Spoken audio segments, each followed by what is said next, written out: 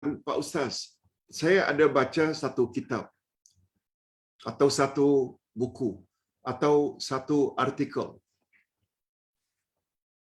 yang mengatakan bahawa ibadat ada dua jenis. Ibadat ada dua jenis. Ada namanya ibadat mahdhah. Ada namanya ibadat ghairu mahdhah. Disebut pula kitabnya antara lain Bidayatul Mujtahid. Alhamdulillah buku ini adalah buku teks ketika kami dulu belajar di Madinah University. Ketika membahas bab fiqh oleh Imam Ar-Rushdi. Sangat bagus buku tersebut. Buku tersebut memaparkan satu-satu perkara ditinjau dari berbagai mazhab dengan membawa dalil masing-masing.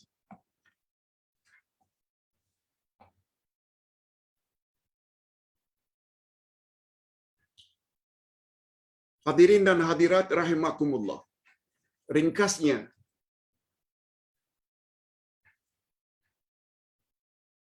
ibadat mahdhah ini yaitu ibadat, istilah lain ibadat khas. Ustaz ada tulis di dalam buku Akidah Ahlussunnah wal Jamaah jilid 1, ibadat terbagi dua, ibadat khas dan ibadat am. Ibadat khas sesuatu yang Nabi sebut sebagai ibadat secara khusus. Salat, puasa, zakat, haji, umrah, tawaf, wukuf, sa'i, melontar jamarat, itu ibadat khas.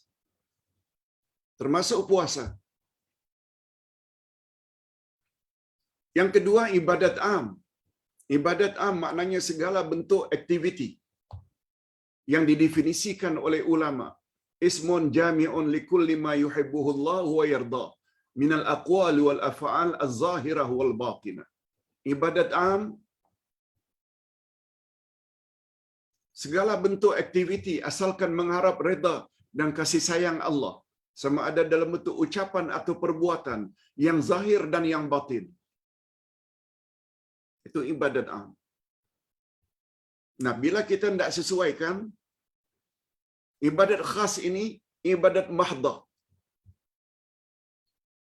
Kalau ibadat khas ni mesti ada tunjuk ajar yang datang dari Nabi. Salat macam mana, puasa macam mana, ukuf macam mana, sa'i macam mana, melontar jamarat macam mana. Mesti perlu dalil.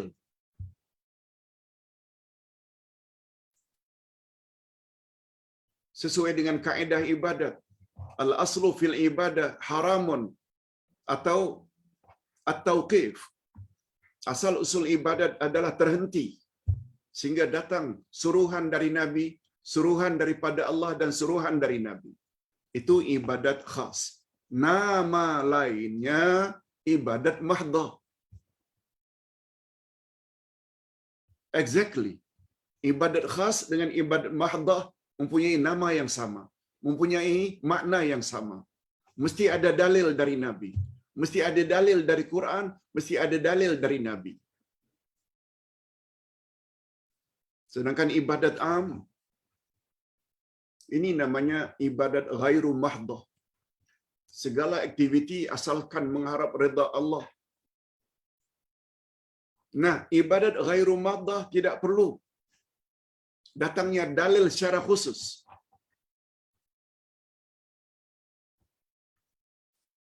Sebab hadirin dan hadirat kita mesti tahu,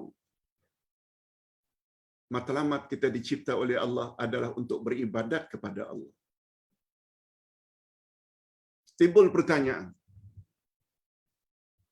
pertanyaan. Firman Allah, a'udzubillahi minasyaitonir rajim, wa ma khalaqtul jinna wal insa illa liya'budun. Aku tidak jadikan jin dan manusia melainkan agar mereka beribadat kepadaku. Agar mereka beribadat padaku. Ibadat di sini ibadat khas atau ibadat am? Jawabannya yang lebih tepat, kata ulama tafsir dan ulama akidah, adalah ibadat am, bukan ibadat khas. Sebab bila disebut ibadat am, iaitu segala bentuk aktiviti asalkan mengharap redha Allah, kasih Allah, itu ibadat am. Betul tak masuk di dalamnya ibadat khas? Betul tak masuk di dalamnya ibadat khas? Salat aktiviti juga, puasa aktiviti juga, umrah aktiviti juga. Cuma bila dibandingkan dengan semua aktiviti, ibadat khaslah yang paling utama atau yang perlu diutamakan. Sebab apabila matlamat ayat tadi, ibadat kepada Allah sebagai tujuan Allah cipta kita, ibadat khas, ini akhirnya ada orang yang tinggalkan pekerjaannya walaupun dia seorang engineer, walaupun dia seorang pakar dalam bidang ini, dia seorang doktor, tinggalkan karena salah memahami makna ibadat sebagai matlamat hidup. Itu salah. Kerjanya salat saja, kerjanya dakwah saja. Awak malaikat ke? Awak tak ada isteri ke yang perlu disara? Awak tak ada anak ke? Sampai berhenti jadi doktor, berhenti jadi seorang engineer? Salah. Karena salah memahami ayat Al-Quran. Kalau disebut tujuan kita dicipta oleh Allah adalah untuk beribadat. Ibadat di sini ibadat am. Cuma dalam ibadat am, ibadat yang paling utama mestilah diisi dengan ibadat khas. Selain awak mencari rezeki.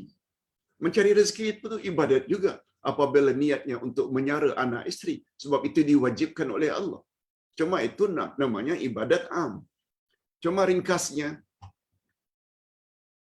ibadat khas seperti salat, puasa, zakat, haji, doa, zikir, nazar, tawaf, sa'i, mesti ada dalil dari Nabi. Secara khusus, bagaimana kaifiat, caranya, bilangannya, yang kita sebut dengan ittiba atau mutaba'atul Rasul. Tapi ibadat am disebut hanya secara am sahaja.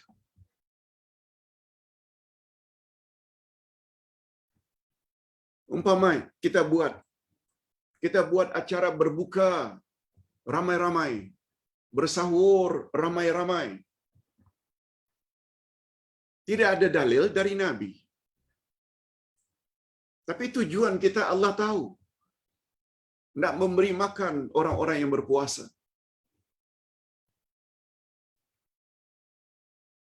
Nabi tidak sebut secara khusus. Tapi Nabi sebut secara am saja. Bila kamu mencari rezeki, pastikan rezekimu halal. Bila kamu berniaga, jangan ada unsur tipu-menipu, bohong, riba. Macam itu. Ustaz kira itu penjelasan tentang ibadat mahdah sama dengan ibadat khas. Ibadat ghairu mahdah itu ibadat am. Yang perlu ditanya apa dalilnya adalah hanya tentang ibadat mahdah atau ibadat khas. Sedangkan ibadat am, asal saja dengan niat yang baik, selagi tidak bercanggah dengan ajaran agama, sudah dianggap sebagai ibadat dan layak mendapat ganjaran dan tak perlu ada dalil khas dan tak perlu ditanya apa dalilnya, tak perlu. Wallahu a'lam. Yang kedua, Pak Ustaz, apa maksud di malam nisfu Sya'ban, malam itu tutup buku dan buka buku baru?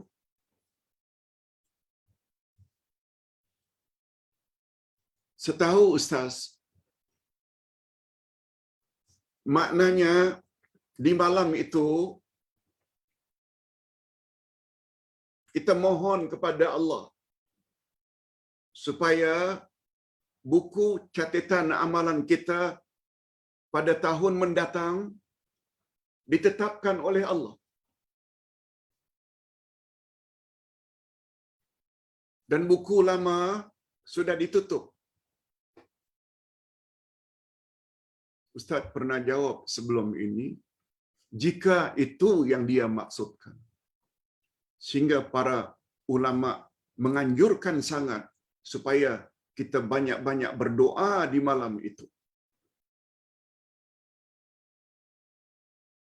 Padahal Nabi Muhammad sallallahu alaihi wasallam tak pernah sebut begitu.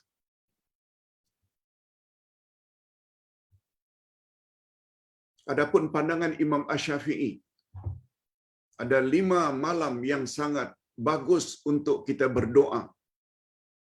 Itu pandangan Imam Asy-Syafi'i. Ada yang mengatakan dia ada hadisnya, tapi hadisnya tidak sahih.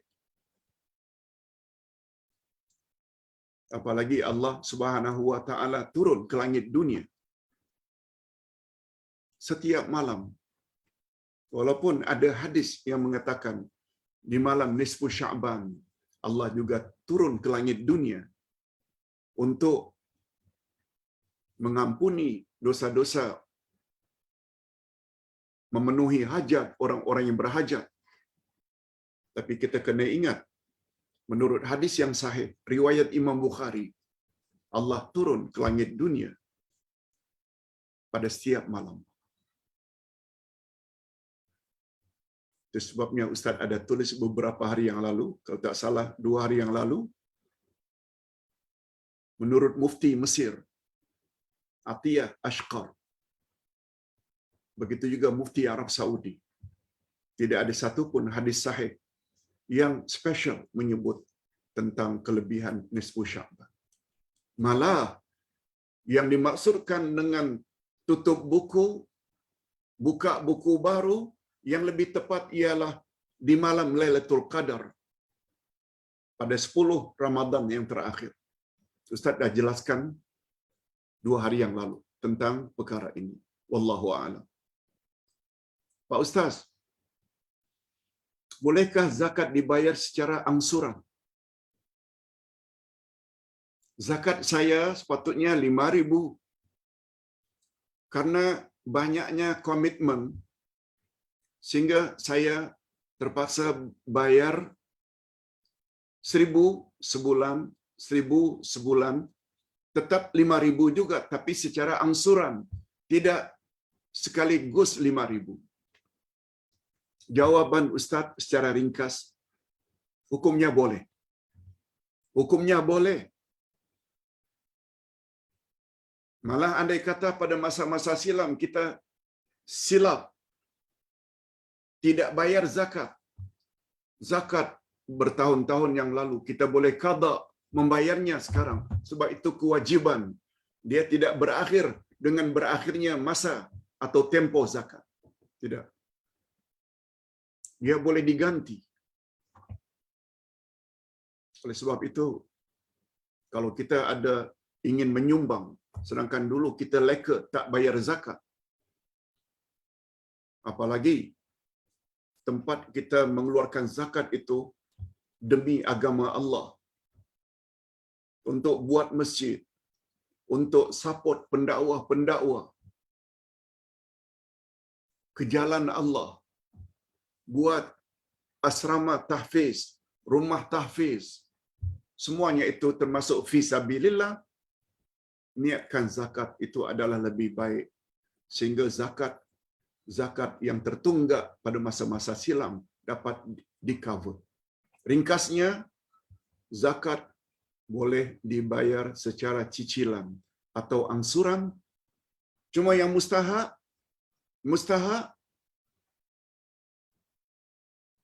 lunasi zakat sebelum dipanggil oleh Allah Azza wa Jalla. Dan andai kata zakat ada yang tertunggak, masih belum lagi, maklumkan kepada anak sebagai wasiat supaya diambil daripada harta pusaka untuk membayar zakat, sebab itu wajib. Wallahu a'lam. Yang keempat, Pak Ustaz, Betulkah selawat syifa dan selawat nariyah ada unsur syirik? Mohon pencerahan Pak Ustaz. Hadirin dan hadirat. Banyak ulama di Timur Tengah punya pandangan di dalam selawat syifa, nariyah, tafrijiyah ada unsur syirik di dalamnya.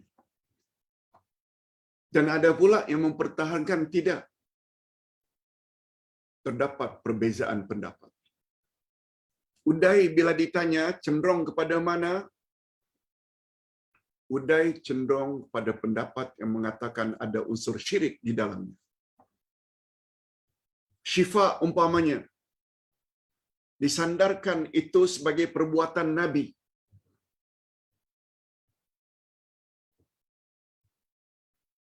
Begitu juga memenuhi hajat siapa yang berhajat.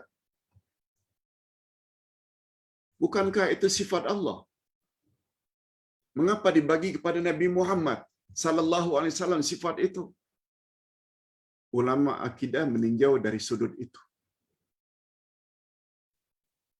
Oh, tapi ramai orang mengamalkannya, Pak Ustaz. Ustaz ingin ingatkan ayat 116 dari surat Al-An'am. Wa in tuti aktsara man fil ardi yudilluka an sabilillah. Jika kamu menuruti kebanyakan manusia di atas muka bumi, niscaya mereka akan menyesatkan kamu dari jalan Allah. Ayat itu memberi isyarat majority bukan ukuran kebenaran.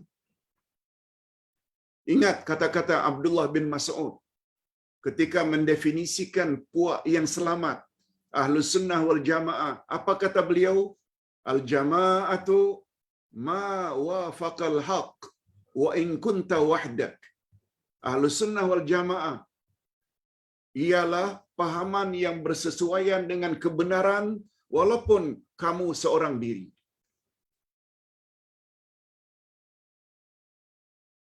Kebenaran bukan ditandakan oleh banyaknya penyokong. 50-70 tahun yang lalu, betul tak Rabu terakhir bulan Safar, ramai-ramai orang mandi safar, hatta pak imamnya, Bilalnya. Tapi setelah mendapat penerangan, oh rupanya itu ada unsur syirik. Ramai bukan ukuran. Oleh sebab itu meletakkan sifat Allah menyembuhkan penyakit padahal yang punya nama Asy-Syafi itu milik Allah, bukan Nabi Muhammad. Yang dapat memenuhi hajat umat bukan Nabi Muhammad, itu Allah. Dari sudut itu, ulama akidah mengkategori dua selawat itu. Yang jelas selawat itu bukan datang dari Nabi, itu hanya rekaan para ulama. Ustaz, kalau ditanya cenderung kepada jangan diamalkan. Sebab Nabi bersabda, hindarkan olehmu daripada syirik walau sebesar kaki semut. Walau sebesar kaki semut. Jauhi. Allahu a'lam. Pak Ustaz, di tempat saya ada imam yang baca kunut. Dalam kunut itu disebut tentang denggi. Minta dihindarkan dari denggi. Disebut juga dengan COVID-19. Disebut juga dengan corona. Bukankah itu bukan bahasa Arab, Pak Ustaz? Hadirin dan hadirat, kita kena ingat. Kunut ada 3 jenis. Ada kunut subuh. Ada kunut nazilah, bila ditimpa musibah. Ada namanya kunut witir. Semuanya ada dalil. Oleh sebab itu, hatta waktu subuh, jika imam itu membawa atau meneruskan dengan kunut nazilah, supaya satu-satu tempat itu dihindarkan daripada penyakit-penyakit corona, COVID-19, tidak membatalkan salat. Tidak membatalkan salat. Pertanyaannya, perlu tak saya mufarakah, Pak Ustaz? Mufarakah maknanya pisah salat sendiri? Karena beranggapan imam itu sudah sebut bahasa yang bukan bahasa Arab. No. Teruskan. Tidak sampai membatalkan. Sebab corona ya corona. Orang Arab pun sebut corona juga.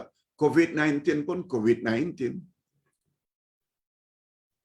Tidak menjadi masalah. Jangan mufarakah. Sebab ada satu kaedah. Bila imam sah, makmum sah. Dan andai kata imam batal pun, makmum tetap sah.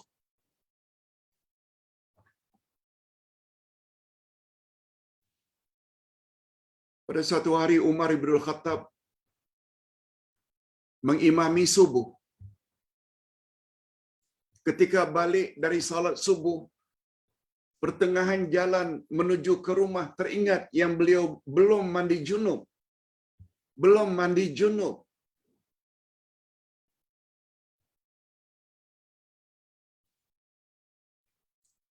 Lalu beliau begitu ingat,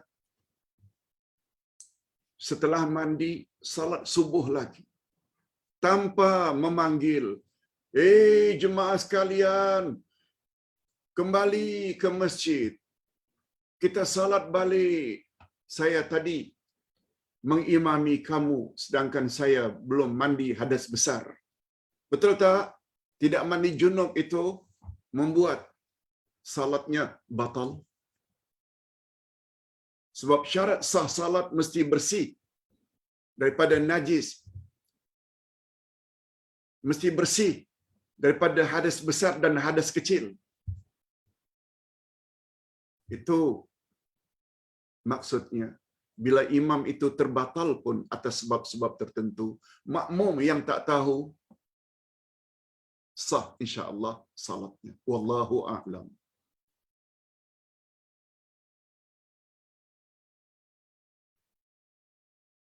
Yang keenam, Pak Ustaz,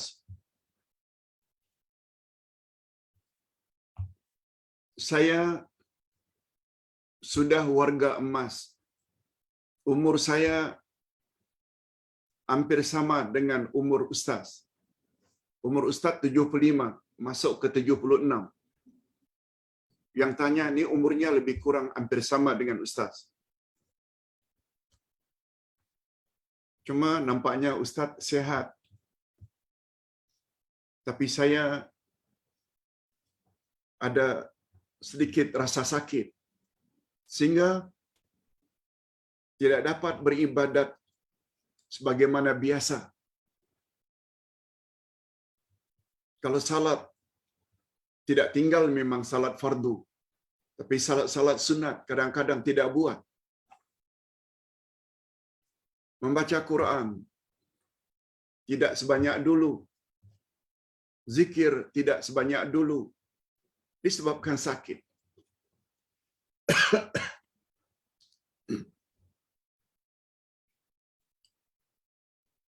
Boleh tak Ustaz beri saya sedikit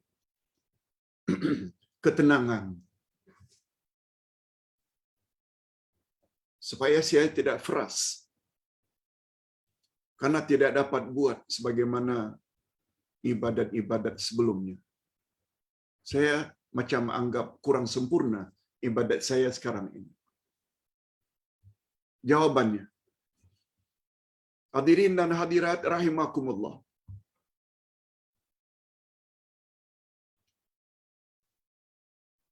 Rasulullah sallallahu alaihi wasallam bersabda, Inna ahabbal a'mali indallahi adwamuhu wa in qalla. Sesungguhnya amal yang paling disukai oleh Allah, amalan yang berkekalan, walaupun amal itu dilakukan sedikit-sedikit.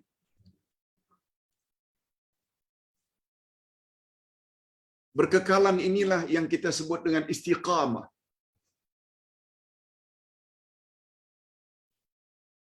Ummu Hani, sepupu Nabi, pernah tanya, "Ya Rasulullah,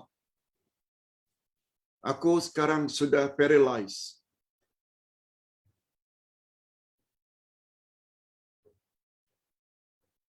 Tidak kuat lagi beribadat sebagaimana dulu-dulu.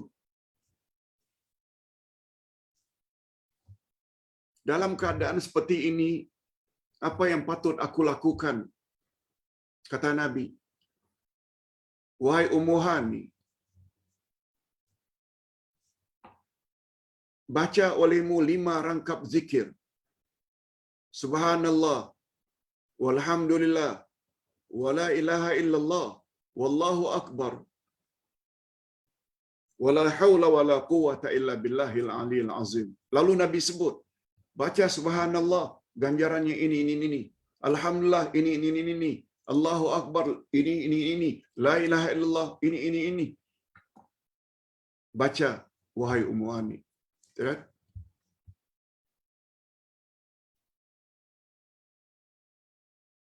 Abu Hurairah pernah tanya kepada Nabi, "Wasini ya Rasulullah."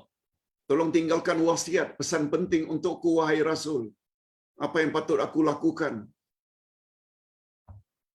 Coba dengar wasiat Nabi.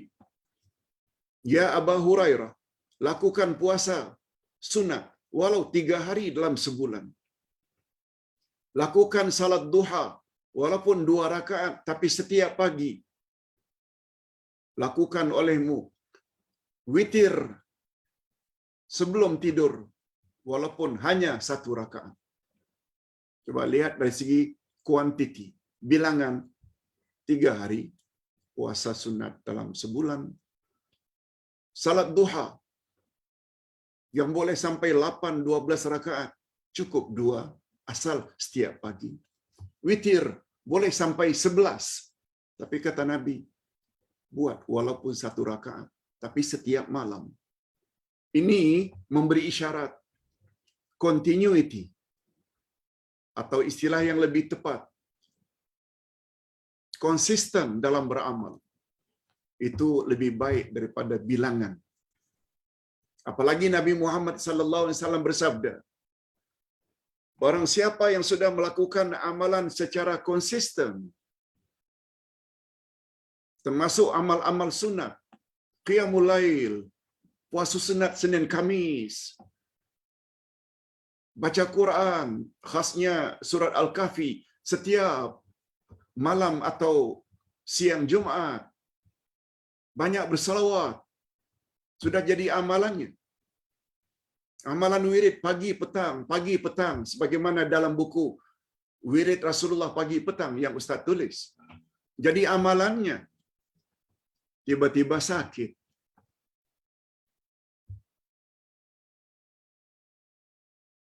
Tak dapat buat lagi puasa Senin Kamis.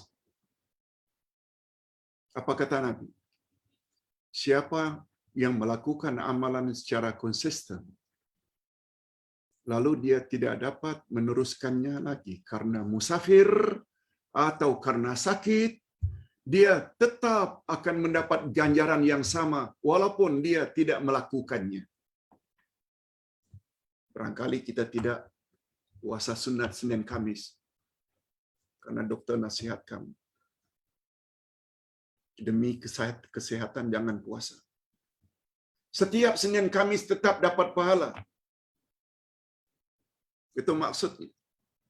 Selama ini qiyamul lail, tapi karena sakit tak dapat bangkit malam, tetap dapat. Ini satu berita gembira untuk puan yang bertanya. Jangan frust. Di sini perlunya pertambahan ilmu. Di sini perlunya pertambahan ilmu. Istiqamah itu sangat mustahak. Yang mustahak, selagi kita sihat, buat. Bila tak sihat, walau tak buat, kita terus akan mendapat ganjaran. Dan jangan lupa doa yang Ustaz ajar, Allahumma anta rabbuna farzuqnal istiqamah. Allahumma anta rabbuna farzuqnal istiqamah. Allahumma anta rabbuna farzuqnal istiqamah. Ya Allah, Engkau adalah Tuhan kami. Oleh sebab itu, anugerahkan kami sifat istiqamah. Okey, soalan berikutnya.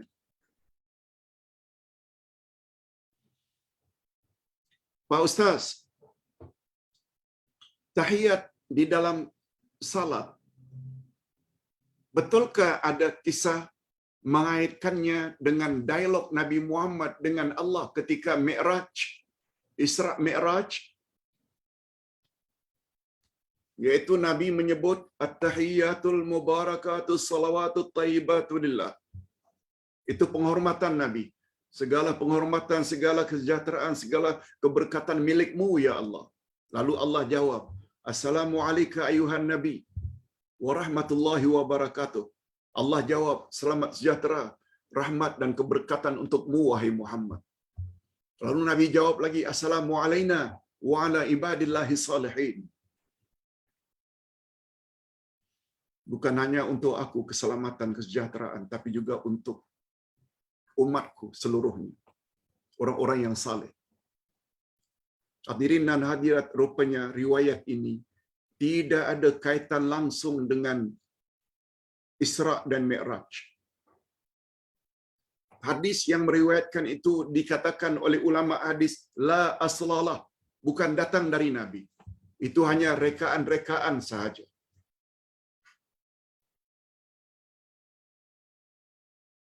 Oleh sebab itu jangan diwar-warkan, jangan share kalau ada tulisan seperti itu. Sebab dalam sejarahnya asbabul wurud, mengapa Nabi ajar kita baca tahiyat? Sebab sahabat didengar oleh Nabi menyebut dalam tahiyatnya, Assalamu ala Allah, keselamatan ke atas Allah. Lalu ditegur oleh Nabi, tak boleh cakap macam itu. Tapi hendaklah kau mau baca, Nabi ajar, At-tahiyyatul mubarakatus salawatut tayyibatu lillah. Assalamu alayka ayuhan Nabi. Nabi yang ajar, tak ada kaitan langsung dengan Isra Mi'raj. Okey, itu jawabannya. Pak Ustaz, mungkin ini yang terakhir.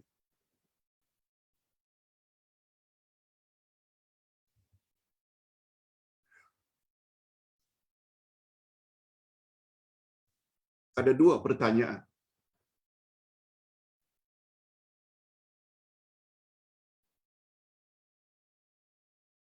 Jima di siang Ramadan dikenakan kafarat.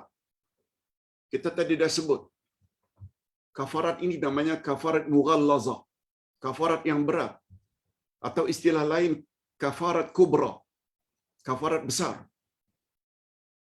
Bagi orang yang melakukan hubungan kelamin suami isteri di siang Ramadan, dia mesti memerdekakan seorang hamba abdi. Kalau tak mampu, dia mesti berpuasa 2 bulan berturut-turut. Kalau tidak mampu juga, dia hendaklah memberi makan kepada 60 orang fakir miskin. Cuma pertanyaannya, kewajiban tersebut ke atas suami isteri ke masing-masing wajib bayar kafarat tersebut? Masing-masing memerdekakan hamba, masing-masing kena puasa 2 bulan berturut-turut, atau memberi makan 60 orang fakir miskin? Jawabannya, kewajiban kafarat ini hanya ke atas suami, bukan ke atas isteri. Begitu disepakati oleh para ulama.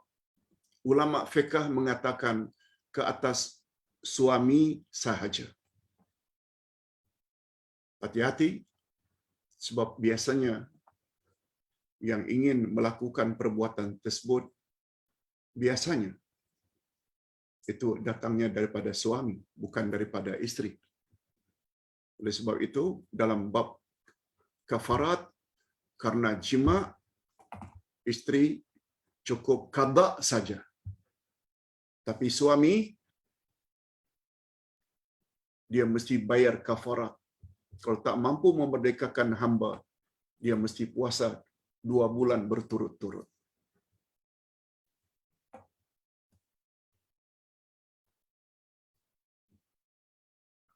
Ustaz, lihat ada satu lagi pertanyaan. Pak Ustaz, minta maaf. Boleh tak tolong tafsirkan ayat ini? Maaf, tulisannya saya terpaksa dalam Rumi. Yaitu salamun qaulan mir rabbir rahim. Kemudian ada lagi sambungannya, ya yauma izin an nasrullah kama barakta wa har ya zal jalali wal ikram. Hadirin dan hadirat, bahagian akhir tadi itu bukan ayat Quran. Tapi ayat yang pertama itu surat Yasin. Kalau tak salah ayat 58. Salamun qaulan mir rabbir rahim. Yes, itu ayat Quran. Surat Yasin. Kalau tidak salah ayat 58. Salamun qaulan mir rabbir rahim. Selamat sejahtera. Itulah ucapan Tuhan yang Maha Pengasih.